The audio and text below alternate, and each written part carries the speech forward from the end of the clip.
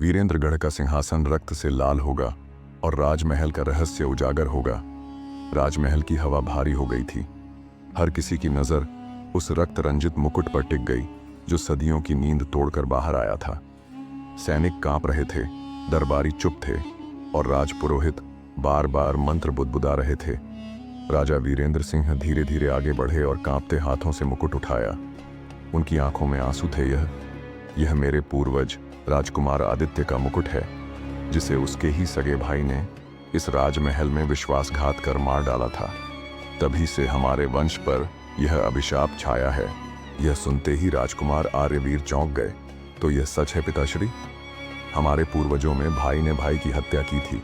राजा की आंखें झुक गईं। हाँ आर्यवीर, वीरेंद्रगढ़ का इतिहास केवल गौरव से नहीं, रक्त और विश्वासघात से भी लिखा गया है। आदित्य को धोखे से इसी कक्ष में मारा गया था और मरते समय उसने श्राप दिया था कि हर उस राजा का अंत होगा जो इस मुकुट को छुएगा। सन्नाटा गहरा हो गया। राजपुरोहित ने भयभीत होकर कहा, महाराज, इस मुकुट को तुरंत अग्नि को समर्पित कर दीजिए, वरना यह पूरे साम्राज्य को विनाश में धकेल देगा। लेकिन तभी दरबार के बीच से एक और आवाज आई। यह आवाज थी मंत्री भानुराम की, जो लंबे समय से राजा के सबसे विश्वसनीय सलाहकार माने जाते थे। उन्होंने रहस्यमय मुस्कान के साथ कहा, नहीं महाराज, यह मुकुट विनाश का नहीं, शक्ति का प्रतीक है। सदियों से इसे छुपाकर रखा गया ताकि कोई इसकी ताकत हासिल न कर सके। लेकिन अब जब यह स्वयं सामने आया है तो समझ लीजिए, वीरेंद्रगढ़ एक नए युग में प्रवेश करने वाला है। राजा ने कठोर स्वर में कहा, भानुराम, तुम्हें इस रहस्य के बारे में पहले से पता था? मंत्री ने झुककर उत्तर दिया, महाराज, इतिहास के कुछ पन्ने केवल राजपुरोहित और मंत्रियों को ज्ञात होते हैं। यह मुकुट केवल एक अलंकार नहीं है, यह उस गुप्त द्वार की चाबी है जो महल के नीचे मौजूद है। उस द्वार के पीछे वह रहस्य छुपा है जो वीरेंद्रगढ़ को अजेय बना सकता है। दरबार में खलबली मच गई। सैनिक एक दूसरे से फुसफुसाने लगे। राजकुमार आर्यवीर के हृदय में कौतूहल और भय दोनों उमड़ने लगे।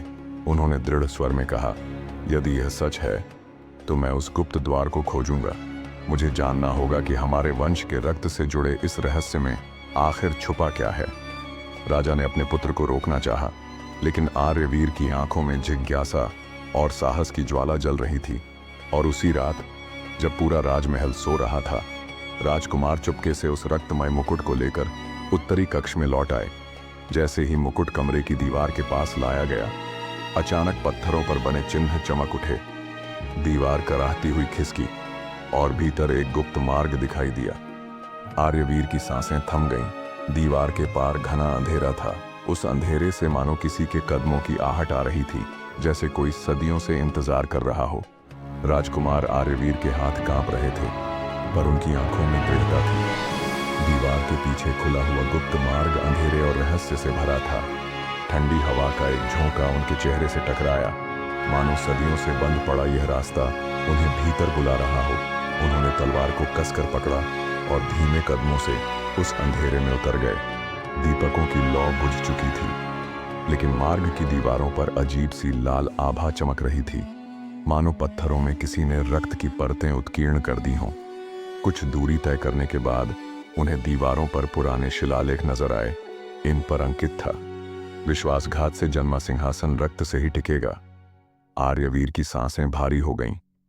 हर शब्द जैसे उनके वंश की काली परछाई को उजागर कर रहा था। अचानक पीछे से कदमों की आहट सुनाई दी। उन्होंने तलवार घुमाई तो देखा, राजपुरोहित हाथ में दीपक लिए खड़े थे। उनका चेहरा पीला पड़ा हुआ था। राजकुमार, राजपुरोहित हाँफते हुए बोले, आपसे विनती है, आगे मत बढ़िए। यह मार्ग उस रहस्य की ओर जाता है जिसे जानना केवल विनाश को बुलाना है।